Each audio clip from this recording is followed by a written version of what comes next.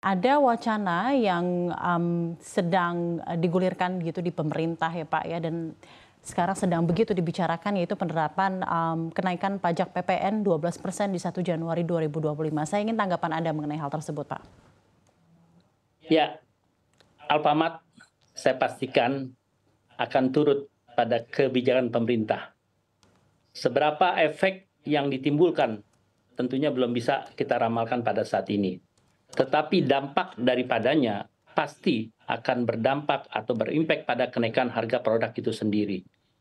Untuk menyikapi itu, Alfamart nantinya akan berkoordinasi dengan seluruh pemasok atau menjaga ketersediaan produk dan menawarkan berbagai promosi seperti yang sekarang ini kita selalu buat dalam setiap kegiatan agar penyesuaian kenaikan harga yang terjadi bisa kita imbangi dan konsumen berharap tidak adanya keberatan terhadap kenaikan PPN yang rencananya akan dikenakan 12% dalam waktu ke depan seperti itu.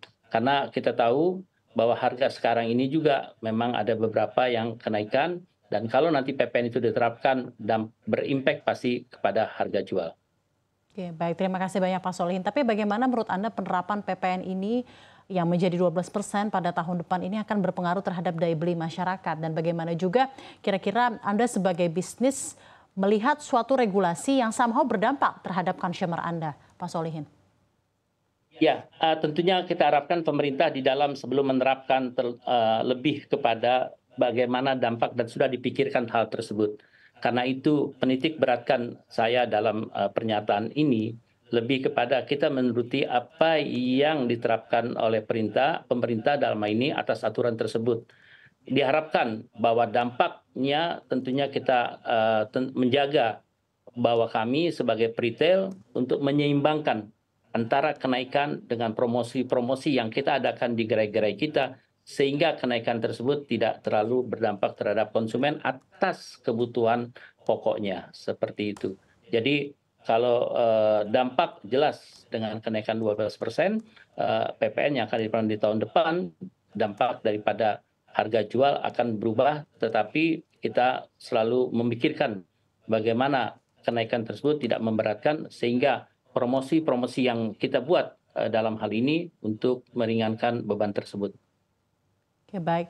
Terima kasih banyak Pak Solihin, dan selanjutnya jika menakar 2022-2023, kita ketahui setelah adanya pandemi COVID-19, ada kenaikan suku bunga dari Bank Sentral di berbagai belahan dunia yang memang sangat-sangat signifikan menekan beberapa industri. Mungkin tidak hanya retail, tapi industri-industri lainnya yang juga memegang peran strategis untuk suatu perekonomian negara.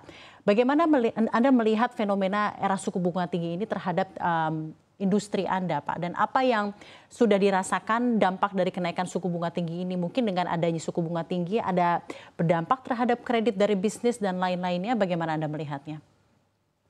Ya, pertama sebagai pengusaha retail khususnya ya yang menyediakan kebutuhan pokok yakin bahwa kita akan bertumbuh. Nah, dampak dari apa yang disampaikan tadi tentunya ada pergeseran pola beli masyarakat ya sehingga masyarakat nantinya akan lebih selektif terhadap pembelian kebutuhan pokoknya. Dan nanti juga biasanya bergeser terhadap produk-produk yang mungkin lebih kecil yang biasa dibeli dengan kondisi yang mungkin perekonomian terbatas. Pergeseran itu berapa kali kita alami, ya, sehingga kita juga belajar dari pengalaman sebelumnya. Produk-produk yang nantinya mungkin dengan sulitnya tadi disampaikan keadaan kita beralih kepada pergeseran daripada produk dan pergeseran pola beli masyarakat, sehingga selektif masyarakat ini harus kita antisipasi karena itu pasti akan berdampak kepada barang yang dibeli nantinya. Oke, baik. Dan terakhir, prospek bisnis Anda, Pak, untuk tahun 2024 ini seperti apa? Singkat saja, Pak Solihin. Ya, baik.